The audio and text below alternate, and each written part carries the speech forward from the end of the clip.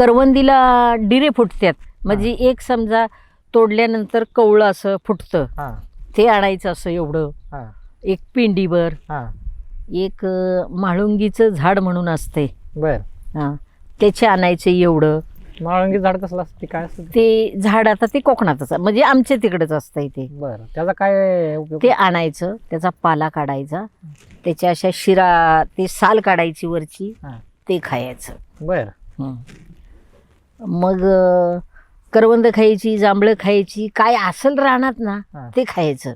केळी कसली असायची होती तुम्ही? कच्ची? हा नाही नाही, पण ती अशी मग आता जी गाड्यावर विकायला मिळते ती नाही अशी? नाही नाही नाही, हा.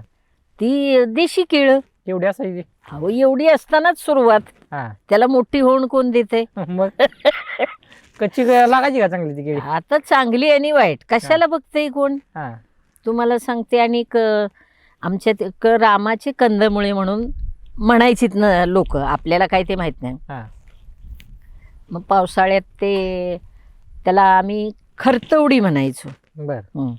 तर ते एवढासा गड्डा निघायचा खालून, हा तो आणायचा, सोलायचा, खायचा. ती कुठं असायची ती? डोंगरातच. होय. हां, आणि ती काढायचं कसं? काटकी, हा काटकीनं काढायचं. हा ते रानात हातेरी कोण घेऊन जाते? हा तुम्हाला सांगते, एक हेलुंडा म्हणून असतो, बर.